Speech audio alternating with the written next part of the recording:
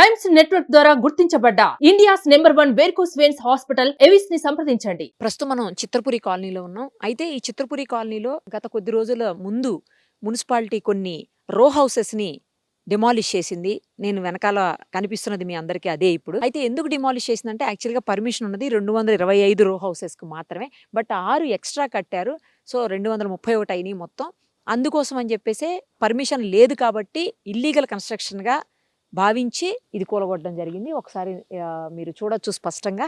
దీంతో పాటు దీని వెనకాల ఉన్న 2 ఇంకా కొంచెం అవతలకి ఇంకొక 2 మొత్తం 5 రో హౌసెస్‌ని పడగొట్టింది. ఎందుకంటే ముందు పర్మిషన్ తీసుకోవాల్సిన అవసరం ఉంటుంది. ఎప్పుడైనా సరే కన్‌స్ట్రక్షన్ ఒకటి స్టార్ట్ చేస్తున్నామంటే మున్సిపాలిటీ పర్మిషన్ తీసుకోవాల్సి ఉంటుంది.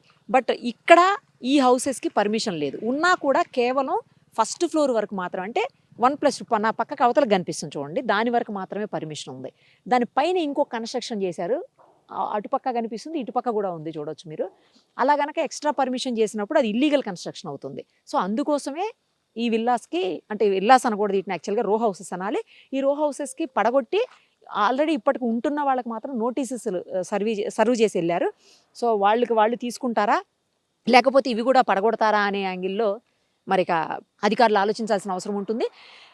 అయితే ఇప్పటికే ఈ రో హౌసెస్‌లో 5 పడగొట్టి ఒకటి ఎందుకు ఉంచారంటే అందులో ఇప్పుడు నివాసం ఉంటున్నారు కాబట్టి వాళ్ళకి ముందుగానే హెచ్చరిక చేసి మీరు త్వరలో ఖాళీ చేయాలి, ఇది కూడా పడగొడతామని చెప్పేసి చెప్పెళ్ళినటువంటి సిచ్యుయేషను.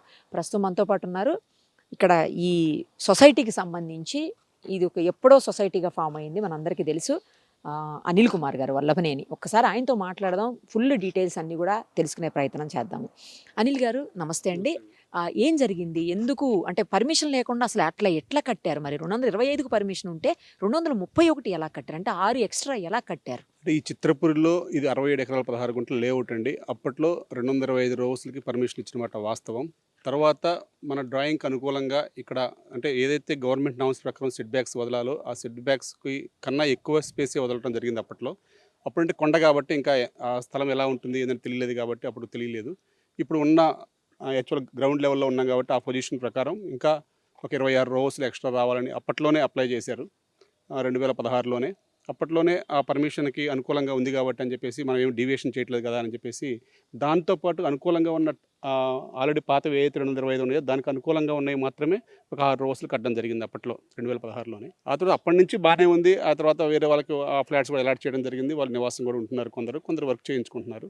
ఇప్పుడు సడన్గా కొందరు సభ్యులు, మాలోనే కొందరు సభ్యులు 6 రోజులు టోటల్ యాడ్స్లో కట్టారని వాళ్ళు కొందరు కంప్లైంట్లు న్యాయస్థానానికి వెళ్ళడంతో వారు మున్సిపాలిటీ అధికారులకి వాళ్ళ ఆదేశాలు జారీ చేయడం జరిగింది.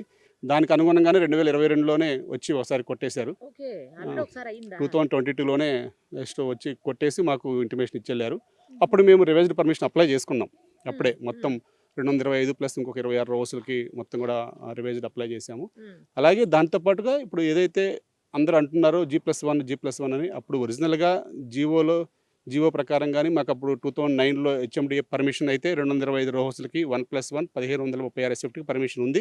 అఫీషియల్గా హెచ్ఎండిఏ పర్మిషన్ ఇచ్చింది 225 రోజులకి. ఆ తర్వాత ఇక్కడ ఉన్న సభ్యులు లేకపోతే G+2 కట్టుకుంటే బాగుంటుంది, మళ్ళీ కట్టలేని ఉద్దేశంతో అప్పుడే డ్రాయింగ్లో మార్చి రివైజ్డ్ అప్లై చేశారు. కానీ 2016లో ఏంటంటే ఇక్కడ టోటల్గా ఎన్విరాన్మెంటల్ పర్మిషన్ లేక అది ఆ పర్మిషన్ పెండింగ్ పెట్టుకుంటూ వచ్చారు. మేము వచ్చిన తర్వాత ఎన్విరాన్మెంటల్ పర్మిషన్ తీసుకురావడం జరిగింది. తర్వాత రివైజ్డ్ డ్రాయింగ్ కూడా అప్లై చేసాం. ఆ 225 రోజులకి 1536 ఎస్ఎఫ్టీ నుంచి 2250 ఎస్ఎఫ్టీకి మేము పర్మిషన్ అప్లై చేసాము. ఆ పర్మిషన్ హెచ్ఎండీలో పెండింగ్లో ఉంది. వారు పర్మిషన్ ఎప్పటికప్పుడు ప్రయత్నం చేస్తూ ఉంటే వారేమంటారంటే, మీరు ఇల్లీగల్గా కట్టుకొని మీరు కేసులు వేసుకొని, మీ సభ్యులు మీరు కేసులు వేసుకొని మీరు హెచ్ఎండిఏని పార్టీలు చేస్తున్నారు, తప్పు మీరు చేసి మమ్మల్ని అంటున్నారు, ముందు ఆ కేసులు విత్డ్రా చేసుకోరండి అంటున్నారు. సరే, ఇక కేసులు అంటే మీకు తెలియదు ఏముంది, న్యాయస్థానంలో ఉన్నప్పుడు మన చేతిలో ఉండదు కాబట్టి న్యాయస్థానం తీర్పుకి మనం కట్టుబడి ఉండాలి. సరే, తర్వాత సభ్యులందరూ కూడా ముందు అవి తీసేస్తే మిగతా 225 మందికైనా సరే 1530 ఎస్ఎఫ్టీ నుంచి 2250 ఎస్ఎఫ్టీ పర్మిషన్ వస్తుందని ఉద్దేశంతో మన మున్సిపాలిటీ వాళ్ళు కంపల్సరీ 6 రోజులు మీకు కూలగొడతామని చెప్పేసి వాళ్ళు నోటీస్ ఇవ్వడంతో మేము కూడా ఇక దానికోసం మిగతా వాళ్ళకన్నా న్యాయం చేయాలి, ఉన్న 225 మంది కన్నా న్యాయం జరగాలనే ఉద్దేశంతో వాటిని డిమోషన్ చేస్తామంటే చేసుకోండి మేము కూడా సొసైటీ సపోర్ట్ చేసింది. ఏది ఏమైనా ఇక్కడ 225 రోజులు మొత్తం కూడా కట్టిన మాట వాస్తవం, G+2 కట్టిన మాట వాస్తవం. అది కూడా మేము అఫీషియల్గా పర్మిషన్ రివైజ్డ్ అప్లై చేసాము. అతి త్వరలో ఆ పర్మిషన్ తీసుకురావడానికి మేము అన్ని విధాల ప్రయత్నం చేస్తున్నాం. ఏదైతే మున్సిపాలిటీ వాళ్ళు నోటీసులు ఇచ్చారో ఆ నోటీసుల మీద మేము న్యాయస్థానాన్ని ఆశ్రయించాము.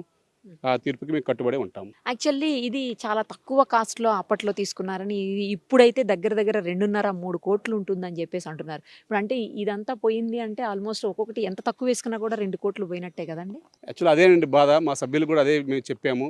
యాక్చువల్లీ హెచ్ఎండి పర్మిషన్ అప్లై చేద్దాము, వాళ్ళు ఇవ్వకపోతే మేమే తీసేస్తామని కూడా ఎన్నోసార్లు చెప్పాము. ఈరోజు అది తీసివేయాలన్నా సరే సుమారు ఇప్పుడు 6 రోజులు కానీ ఇప్పుడు సుమారు 2.5 కోటి మన సొసైటీ డబ్బులు లాస్ అయినట్టే. ఈ ఆర్థిక పరిస్థితుల్లో ఇవన్నీ వద్దు మళ్ళీ అని కూడా చెప్పాము. అయినా సరే ఇక కొందరు సభ్యులు ఉంటారు కాబట్టి ఇక వారిని మనం ఏమి ఒప్పించలేక ఇక వారికి అనుకూలంగానే మేము సొసైటీ పనిచేద్దాం ఉద్దేశంతో 6 తీసేస్తామంటే మేము సహకరించాము. ఇప్పుడైతే మేము 225 రో హౌస్లు 1530 ఎస్ఎఫ్టీ నుంచి 2250 ఎస్ఎఫ్టీ పర్మిషన్ తీసుకురావడానికి హెచ్ఎండీలో ఆల్రెడీ అప్లై చేశాము. అది త్వరలో తీసుకొస్తామని చెప్పేసి వారందరూ కూడా తెలియజేయడం జరిగింది. కానీ ఈ 225 రో హౌస్‌లకు కూడా ఇప్పటికే నోటీసులు సర్వ్ చేశారని విన్నామండి మున్సిపాలిటీ వాళ్ళు. నిజమేనా? అవునండి. అంటే వారనేది ఏంటంటే మీకు G+1 2009లో ఏదైతే G+1 పర్మిషన్ ఉందో దాని ప్రకారమే ఉంచాలి. మిగతా దానికన్నా 2250 కూడా మీరు రివైజ్డ్ అప్లై చేసి అన్నారు. అంతకన్నా మించి కట్టారు చాలామంది. వాళ్ళవన్నీ కూడా తీసేస్తామని చెప్పేసి మనం నోటీసులు ఇవ్వడం జరిగింది. ఆ నోటీసులకు 15 రోజులు సమయం ఇచ్చారు. ఈ లోపే మేము న్యాయస్థానానికి వెళ్దామని చెప్పేసి మేమందరం అనుకున్నాము.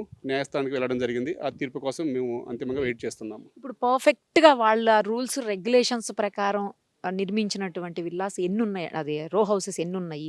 మొత్తం డివైడ్ చేశారా? లేకపోతే కొన్నైనా నామ్స్‌కి తగ్గట్టుగా ఉన్నాయా?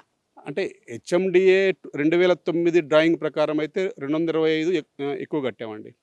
225 రో హౌసెస్ 1530 నుంచి 2250 ఎస్ఎఫ్టీ కట్టేసాము. దీంట్లో ఒక్కటి కూడా పాత డ్రాయింగ్ ప్రకారం ఒకటి కూడా లేదు. ఎందుకు ఉన్నాం అది క్లియర్గా కనిపిస్తుంది కాబట్టి దాంట్లో దాచిపెట్టేది ఏం లేదు. క్లియర్గా 2250 ఎస్ఎఫ్టీ 225 రో హౌస్లు కట్టాం. సో అంటే సుమారుగా దగ్గర దగ్గర 600 కోట్ల పైన ఇప్పుడు ఏదైనా ఎఫెక్ట్ పడిందంటే 600 కోట్ల ఎఫెక్ట్ పడినట్టే. ఏం ఎఫెక్ట్ పడకూడదని కోరుకుంటున్నామండి. మేము క్లియర్గా ఏదైతే మాకు గవర్నమెంట్ ఫీజెస్ ఏదైతే ఉంటాయో అవన్నీ చెల్లించడానికి మేము అంత సిద్ధంగా ఉన్నాం. ఏదైనా సరే ఇప్పుడు మేమైతే అక్రమంగా అయితే ఏం కట్టలేదు. ఆల్రెడీ పర్మిషన్ ఉంది. పర్మిషన్ దాని మీద మేము ఎక్స్ట్రా కట్టాము. ఆ ఎక్స్ట్రాకి మేము పర్మిషన్ అప్లై చేసాము. అప్లై చేయకుండా అయితే కట్టలేదు. అప్లై చేసాము. ఆ అప్లై పర్మిషన్ ఎందుకు రాలేదు అని కూడా చాలా ఉండొచ్చు. కానీ ఇక దానికి కొన్ని నామ్స్ ఉంటాయి కాబట్టి కొన్ని డైరెక్షన్స్ అన్నీ ఉంటాయి కాబట్టి హెచ్ఎండి అధికారులు వారి మీద కేసులు వేయడంతో వారు ఇవ్వలేదు.